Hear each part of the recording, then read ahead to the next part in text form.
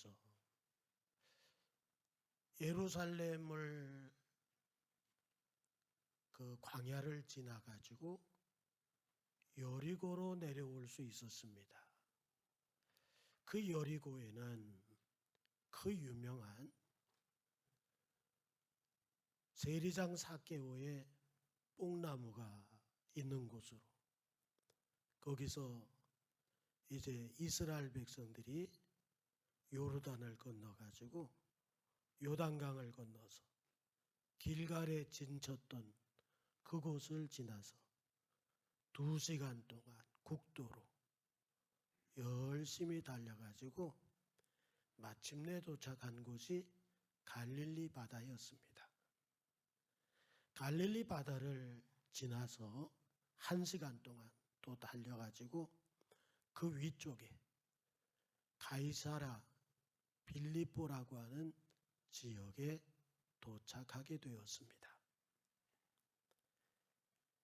오늘 13절을 보면은 예수께서 가이사랴 빌립보 지방에 이르러 이렇게 얘기합니다. 빌립보 가이사랴. 제가 도착한 곳이 바로 가이사랴 빌립보입니다. 2000년 전에 예수님께서 이 가이사랴 빌립보에서 제자들에게 말씀하신 곳, 그곳에 내가 도착했다 하는 생각을 갖게 되니까 얼마나 감개가 무량한지 가슴이 벅차오름을 느끼지 않을 수가 없었습니다. 제가 가보니까 우리 성도들이 꼭 가야 할 곳이 바로 성지순례구나, 이스라엘 일이구나.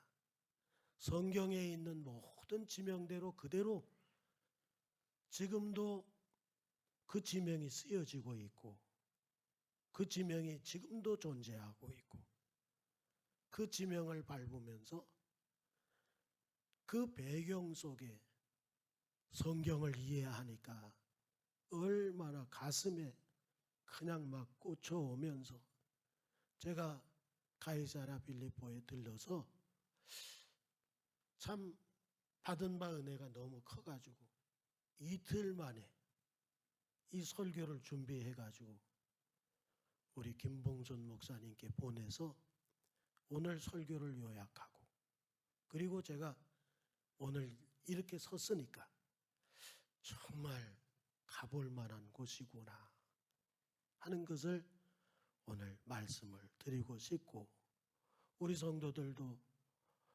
한번 좀 가보시기 바라고, 우리 기획위원회가 있으니까 기획위원회에서 좀 준비를 해가지고 우리 성도들이 한 번, 2번 와서 함께 가면 좋겠습니다. 대한항공을 타고 이스라엘에 도착했는데, 도착해서 나올 때 목사님들이 앞에 인도자가 되고 성도들이 거기 따라오면서 목사님, 권사님, 장로님 이 소리가 너무 많이 들려. 그래가지고 참 교회에서 많이 왔구나 그런 생각을 가지지 않을 수가 없었습니다. 바로 2000년 전 이 빌립보 지방의 가이사랴, 여기에 머물게 됐을 때 참으로 은혜가 되지 않을 수가 없었는데, 바로 여기서 13절에 예수님의 질문이 뭐냐? 예수님의 질문이 뭡니까? 사람들이 인자를 누구라 하느냐 하는 거였어요. 그런데 이 질문을 하시게 된 배경이 있더라고요. 이 질문을 던지신 곳은 이 빌립보 가이사랴 지방 중에 바로 판신전이 있었던 곳으로, 이 판신은 마귀의 형상으로 이 검은 염소죠. 뿔 달린 검은 염소의 얼굴을 하고 있는데, 그 당시 이 신전을 찾는 많은 사람들이 이 판신이 두 가지 권세를 가지고 있다고 믿고 있었습니다. 그러니까 유대인들이 얼마나 배교를 많이 했으면 하나님만을 믿어야 할 이스라엘 백성들 유대인들이 판신을 믿고 판신전을 세우고 판신전 앞에서 인산인해를 이루고 있었다. 이 판신이 가지고 있는 두 권세는 하나가 음부의 권세, 또 하나는 부와 또 번영을 주는 권세를 이 판신이 가지고 있다. 이렇게 믿고 있었기 때문에 그 당시 배교한 유대인들이 이 판신전에 꽤나 많이 모여들었었다 하는 것입니다. 실제로 판신이 자리를 잡고 있는 그 왼쪽에 음부의 권세를 상징하고 있는 시커먼 동굴이 있었고, 신전 앞에는 재물을 잡아 죽이는 곳이 있었고, 그 재물을 잡아 죽이는 곳 그 뒤편에는 판신전이 자리를 잡고 있었습니다. 일부 예배 때는 그림이 나왔었는데 나오네요.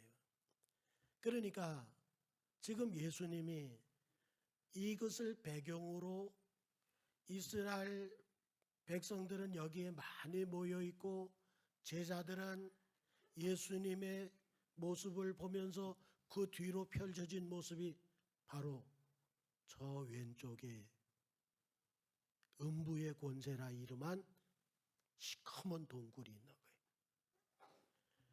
저 기둥은 뭐냐 하면은 당시의 재물을 잡아 죽여서 위에다 받쳐진 그런 곳이에요. 그 위에는 뭐냐 하면은 판신이 자리 잡고 있는 그런 곳입니다. 이러한 곳을 배경으로 예수님께서 제자들에게 사람들이 나를 누구라 하느냐 이렇게 물으신 거예요. 그럴 때 이 땅에서 사람들은 하나님을 떠나서 배교하여 판신이야말로 음부의 권세를 잡고 있고 판신이야말로 번영과 부를 줄 수 있다. 이렇게 믿어서 사람들이 모여들고 있었던 그 판신전이 있는 가이사랴 빌립보. 사람들이 나를 누구라 하느냐? 제자들에게 이렇게 물으셨어요. 그런데 사람들이 예수님을 지금 보면서 수근수근하면서 뭐라고 얘기를 했느냐 하면 제자들이 보고한 내용이 바로 그 내용이에요. 예수님을 향해서 사람들, 이 판신전에 모여든 사람들이 말하기를 세례 요한이라고 그러네요.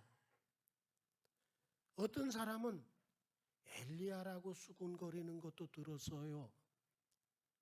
어떤 사람은 에레미야라고 얘기하는 소리도 들었어요. 그리고 여러 선지자들을 이야기하는 소리를 들었습니다. 이렇게 말을 했다는 거죠. 예수님에 대한 사람들의 생각은 세례 요한같이 깨끗한 종이다. 엘리야와 같이 어떤 때는 능력 있는 종이다. 에레미야와 같이 하나님의 뜻을 전달하는 하나님의 뜻을 선포하는 그런 종이다. 이렇게 사람들이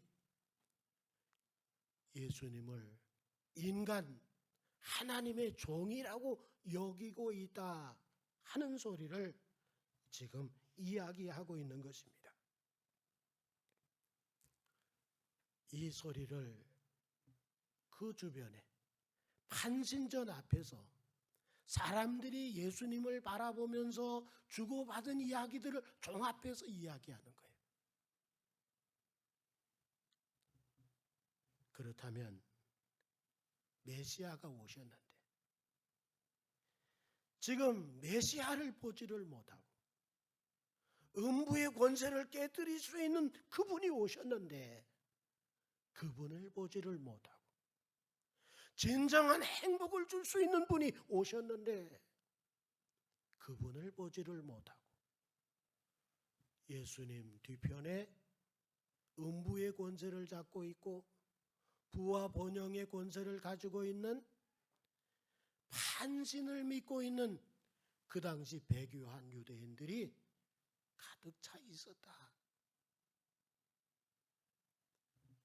누가 음부의 권세를 잡고 있고 누가 진정한 행복을 줄 수 있어요? 예수 그리스도예요. 그런데 그 판신전 주변에 둘러있는 그 많은 사람들은 정작 예수 그리스도가 이 참 번영과 그리고 음부의 권세를 이길 수 있는 능력을 가지고 계신 분이라고 하는 것을 보지를 못하고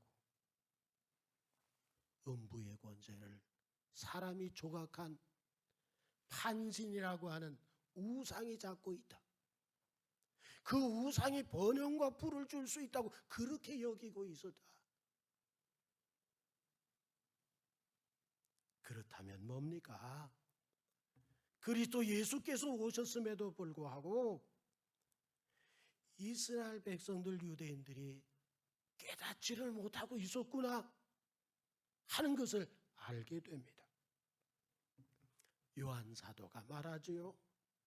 요한복음 1장 1절에 말씀이 하나님이시고 3절에 그 말씀은 천지를 창조하셨으며 4절에 말씀 안에 생명이 있었고 이 생명은 사람들을 밝히 인도하는 빛이셨다. 그런데 빛이신 말씀이 사람에게 비추었지만은 워낙 죄의 어두움으로 유대인들이 하나님을 떠나서 배교한 상태에 있었기 때문에 드러난 빛, 지금 곁에 있는 빛조차도 빛을 깨닫지를 못하고 있었다. 이게 5절이에요. 11절에서는 하나님이시고 말씀이시고 빛이신 예수 그리스도가 자기 땅에 왔지만 자기 백성이 영접지를 않았다 하는 거죠. 그러나 영접하는 자, 곧 그 이름을 믿는 자들에게는 하나님의 자녀가 되는 권세를 주셨다. 이게 12절이죠.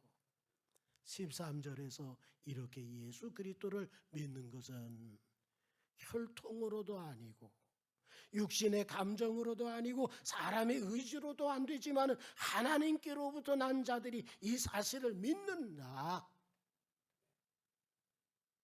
그러면서 예수 그리스도가 누구신지를 14절에서 말씀하시잖아요.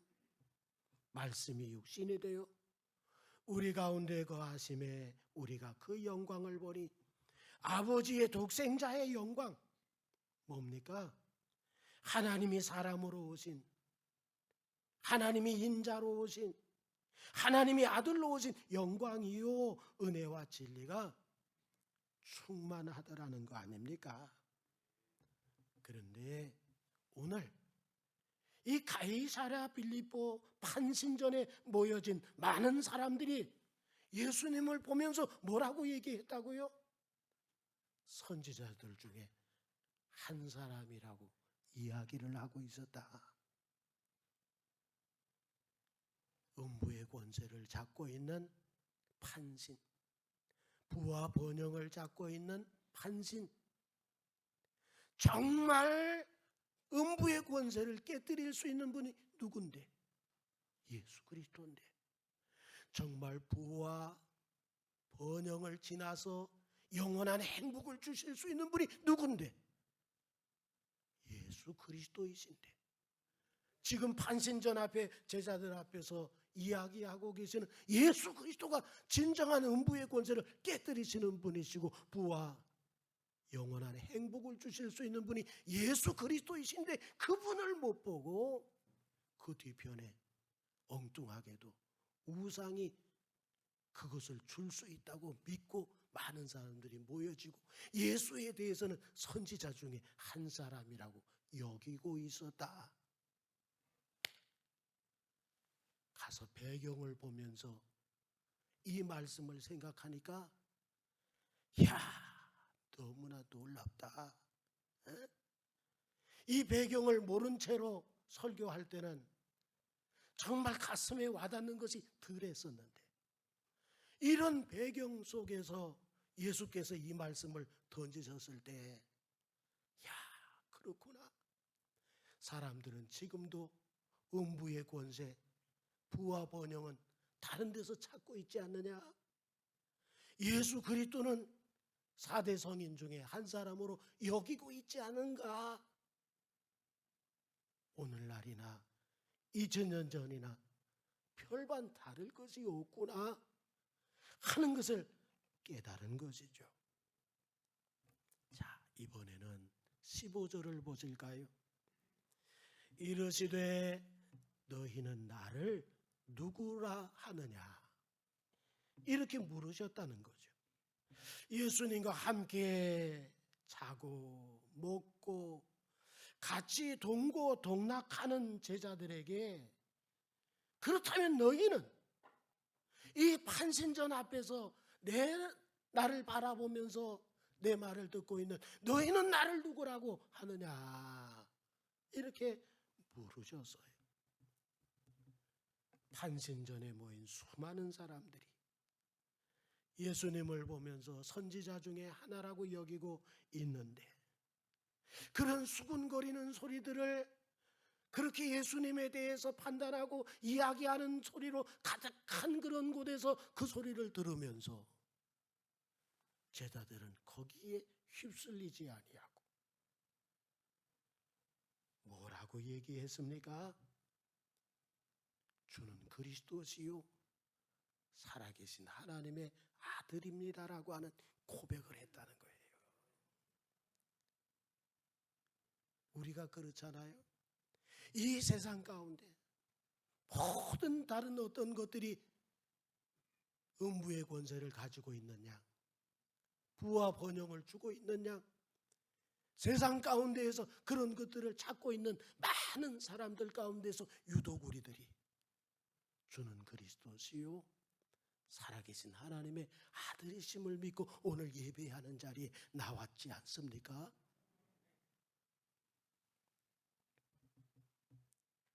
이스라엘 백성들은 이처럼 배교해서 다른 것에서 부와 번영을 찾고 있을 때,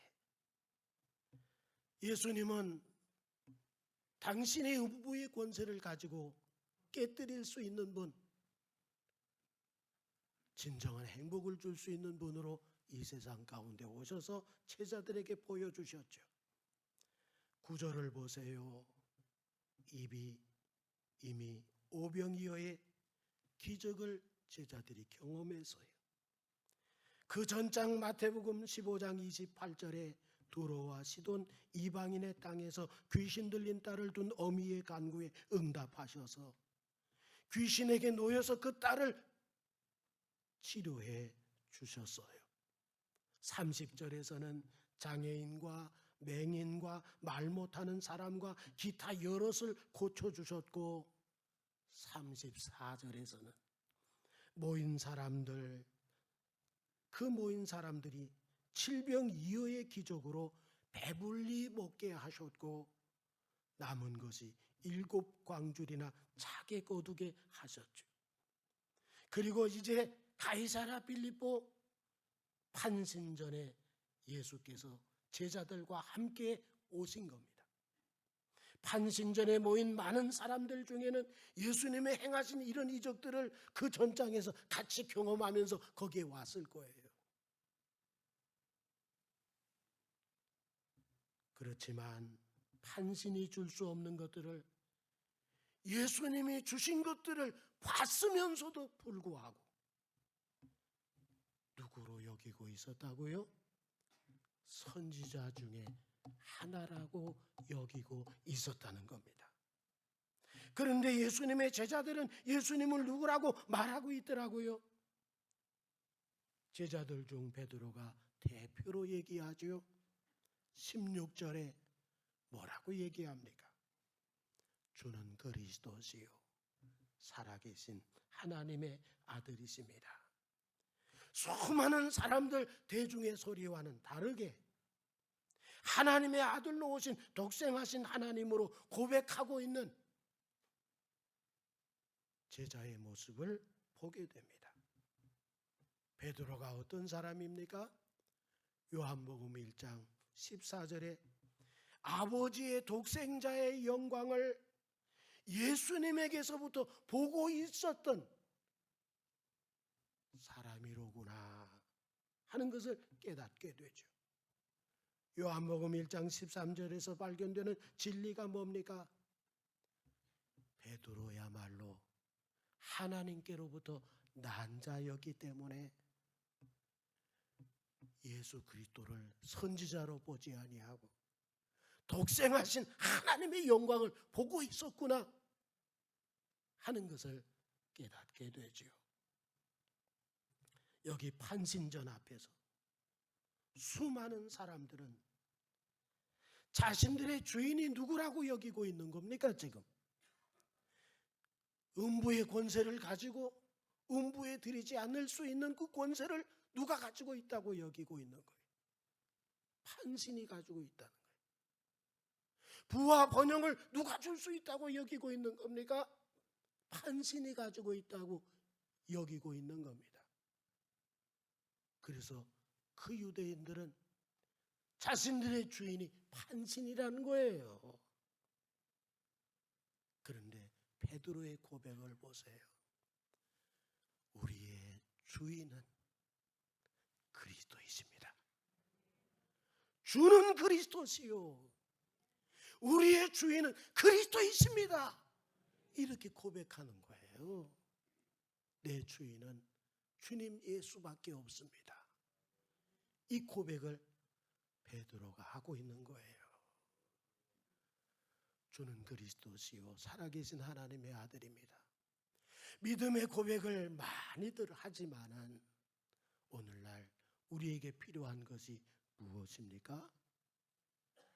우리의 생각을 주관하는 이가 주인이신 주님이 되셔야 되고 우리의 삶의 주인은 내가 아니요 주님이 되셔야 한다는 것.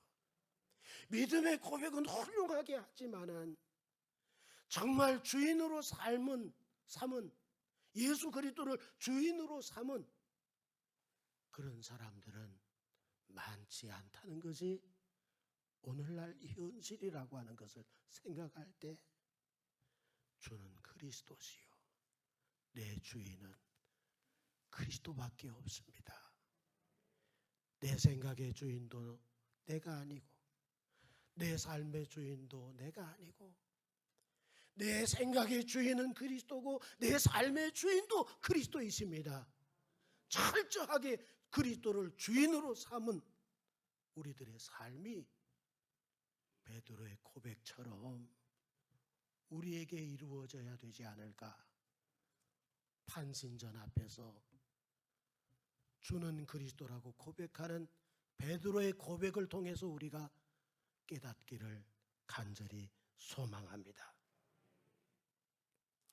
이 같은 베드로의 고백을 들으신 예수 그리스도는 베드로에게 뭐라고 말씀을 하셨습니까? 17절을 보자고요. 바요나 시몬아 네가 복이 있도다.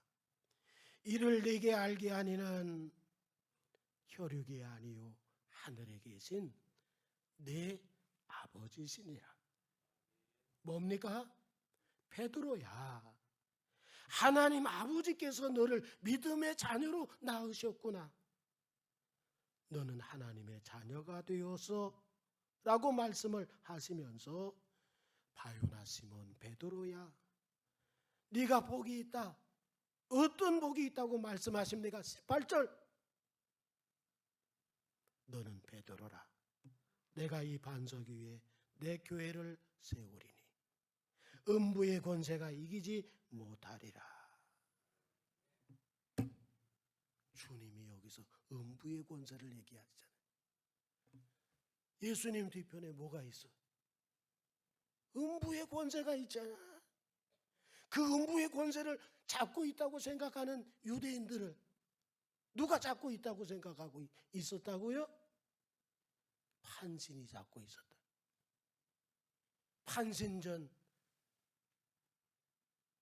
한쪽에 커다란 시커먼 동굴, 거기에 음부의 권세야. 그게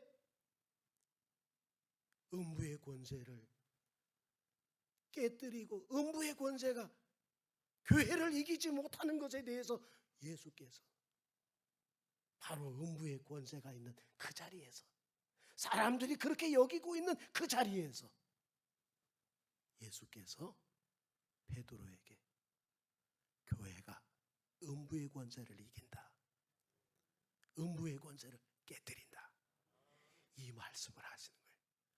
그러니까 그 배경을 보니까 가슴이 막 뜨거워지는 거야. 설교가 되어지는 거야. 이어지는 거예요. 만들어지는 거예요. 그렇구나. 이런 배경 속에서 예수께서 음부의 권세라고 하는 말씀을 그렇게 해서 하셨구나. 에?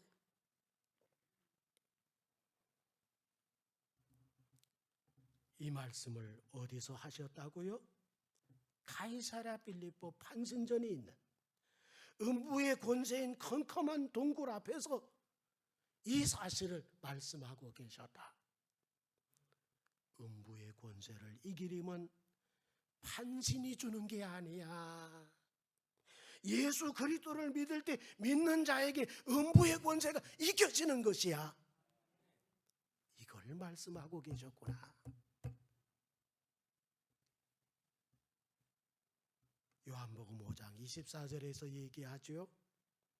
내가 진실로 진실로 너희에게 이르노니 내 말을 듣고 또 나 보내신 이를 믿는 자는 영생을 얻었고 심판에 이르지 아니하나니. 어디에서? 음부의 권세에서부터 어디로? 생명으로 옮겨졌느니라. 할렐루야. 예수 믿을 때, 교회가 되어질 때 음부의 권세가 깨뜨려지고 생명으로 옮겨지는 역사가 비로소 이루어지는 것. 판신이라고 하는 신이 움켜잡고 있는 권세가 음부의 권세가 아니야. 사람들이 만들어 놓은 동굴에 불과해. 그것은 아무것도 사람을 지켜낼 수 없는 그런 모습이야. 그러나 이 음부의 권세를 깨뜨리고 이길 수 있는 길은 교회가 되는 것. 예수 그리스도를 믿어서 하나님의 교회를 이룰 때 사망에서 생명으로 옮겨지는, 그래서 우리가 음부의 권세가 깨뜨려진 생명으로 옮겨진 사람들인 것을 믿으시기 바랍니다. 이게 예수의 사람들이에요. 19절을 보실까요? 내가 천국 열쇠를 네게 주리니 네가 땅에서 무엇이든지 매면 하늘에서도 매일 것이요 네가 땅에서 무엇이든지 풀면 하늘에서도 풀리리라 하시고. 오늘 설교 제목이에요. 땅에서 매고 풀면 하늘에서도 매고 풀린다. 베드로에게 이 권세를 주셨어요. 거기 가서 빌립보 가이사랴에 가가지고 판신전 앞에서 이 말씀이 해석이 되어지는 거야. 어떻게 해석이 되는지 한번 보세요.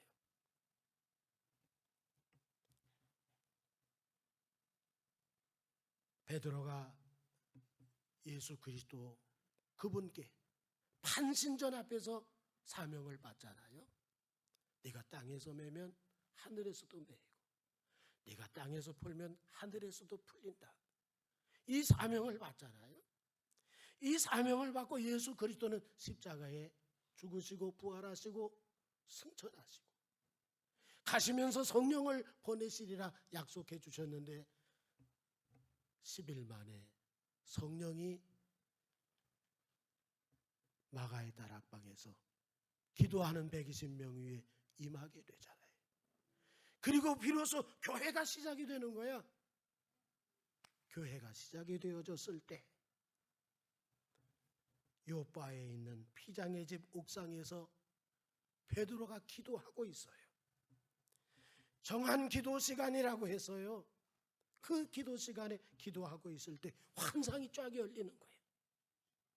하늘로부터 큰 보자기 같은 그릇이 내 귀에 매여서 하늘로부터 내려온 것을 보니 땅에 네 발 가진 것과 들짐승과 기는 것과 공중에 나는 것들이 있더라는 거죠.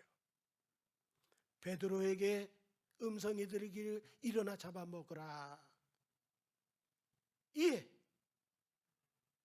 사도행전 11장 9절에 보니까 베드로는 펄쩍 뛰었어요. 내가 속된 것을 지금까지 살면서 먹어본 적이 없습니다. 11장 9절에 뭐라고 얘기하세요? 또 하늘로부터 두 번째 소리 있어 내게 이르되 하나님이 깨끗하게 하신 것을 내가 속되다고 하지 말라 하더라. 기도 중에 이런 환상을 보았을 때 11절을 보시죠. 마침 세 사람이 내가 유숙한 집 앞에 서 있으니 어디서 왔어요? 가이사랴 빌립보에서부터 온 사람들이야. 가이사랴 빌립보 거기에 뭐가 있어요? 판신전이 있어. 거기에서 무슨 사명 받았어요? 땅에서 매면 하늘에서도 매이고 땅에서 풀면 하늘에서도 풀린다는 베드로에게 엄청난 사명의 자리가 바로 그 자리야. 거기서부터 사람들이 세 사람이 와서 베드로가 기도하고 있는 바로 그 집 문 앞에 세 사람이 서 있는 거예요. 누가 보냈을까요? 사도행전 10장 1절에 누가 보냈는지를 알게 됩니다. 누가 보냈어요? 고넬료가 보냈어요. 고넬료는 어디에 살고 있는 사람이에요? 바로 가이사랴 빌립보에 살고 있는 사람이야. 가이사랴 빌립보에 고넬료라는 백부장인데 이탈리아 로마 부대의 군대 백부장이야. 그가 보낸 사람이에요. 그가 기도하다가 환상 중에 주의 사자가 5절에 보니까 네가 지금 사람들을 요바에 보내어 베드로라 하는 시몬을 청하라. 이렇듯 고넬료 백부장이 본 환상과 베드로가 본 환상, 이것이 딱 맞아 떨어지는 거야. 야, 하나님은 어떤 사람에게만 주시고 일을 처리하시는 분이 아니라 두 사람을 통해서 하나님의 뜻을 이루게 하시는, 그래서 맞다 이래서 당신에게도 보여주셨구나, 나에게도 보여주셨는데 이해가 되게끔 이렇게 되게 하시더라는 거죠. 베드로가 주저하지 아니하고, 요바라고 하는 것은 지중해 연안이에요. 거기도 가봤었어요. 지중해 연안이야. 거기서부터 가이사랴 빌립보까지는 2시간을 지나고 거기서 또 1시간을 지나야, 그것도 자동차로. 뭘 타고 갔는지는 모르겠지만 얼마나 고생길이었을까. 베드로가 주저하지 아니하고 가이사랴 빌립보에 가서 저들에게 복음을 전합니다. 45절로 46절에 베드로와 함께 온 할례 받은 신자들이 이방인들에게도 성령 부어 주심으로 말미암아 놀라니 이는 방언을 말하며 하나님 높임을 들음이로라. 할례 받은 성도들이 이방인에게로 가는 거, 고넬료가 불러서 가는 거지만은 그 가는 거 마땅치 않다, 가지 말자, 막 이랬었어요. 복음은 유대인들 것만의 복음이라고 생각하고 있었어요.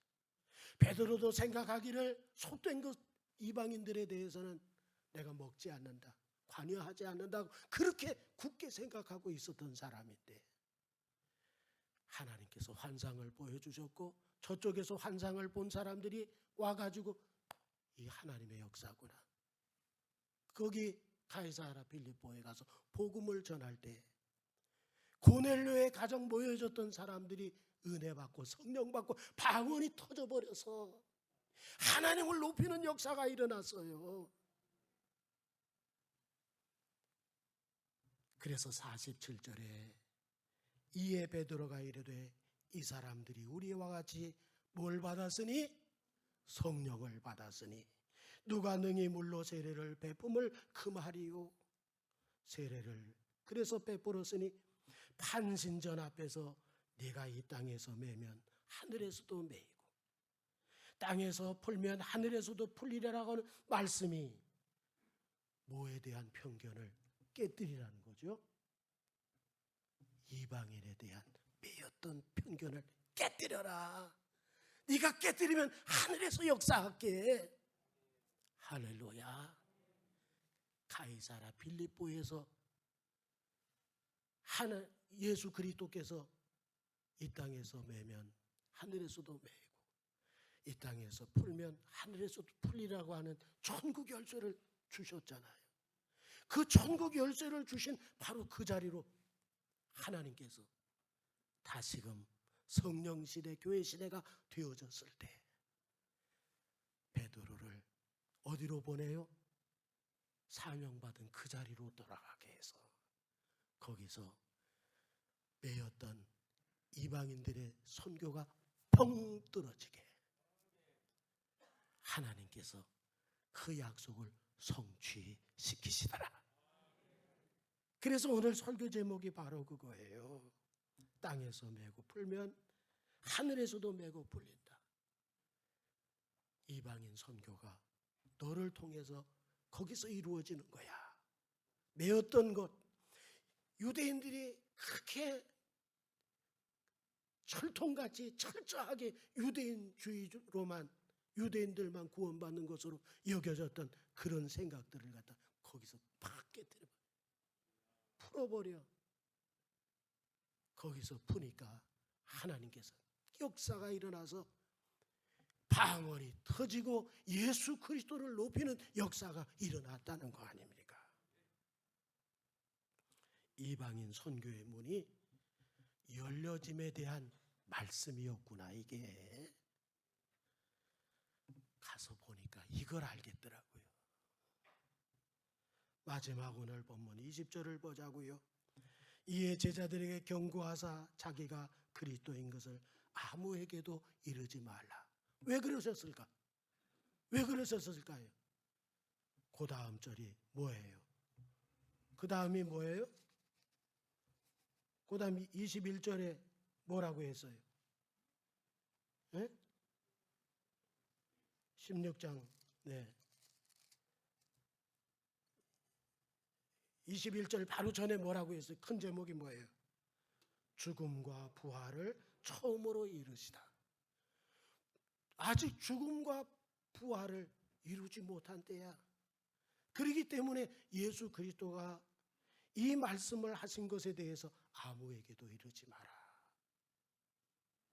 죽음과 부활이 이루어지고 성령의 역사가 이루어지면 이 땅에서 매인 것들이 너 베드로가 선교의 문을 열어서 매인 것을 풀어버릴 거야. 이렇게 말씀하신 거예요. 오늘 귀하신 하나님의 말씀을 들으면서 오늘 우리에게 필요한 게 뭐예요? 내 생각과 내 삶의 주인이 내가 돼서는 안 되겠구나. 철저하게 우리의 주인은 주님이십니다. 그분이 이루어 가시는 역사를 순종하여 하나님의 뜻을 이루어가는 분들이 되기를 주의 이름으로 축원합니다. 기도하겠습니다. 하나님 아버지 감사합니다. 고맙습니다. 이렇게 깊은 뜻이 있었던 것을 아버지 내가 주인 될 때가 얼마나 많은지 내 생각이 나를 사로잡을 때가 얼마나 많은지 주여 깨뜨려 주시옵소서. 주인이 주님이심을 고백하는 대로 정말 주인이 주님이신 것을 아버지 하나님 그 삶을 살아가게 주옵소서. 예수님의 이름으로 기도합니다. 아멘. 우리 함께 일어나실까요? 446장입니다. 1절과 4절 하겠습니다. 주 성회에는 더 기쁨 없도록 날 사랑하신 늘게 기쁘도다.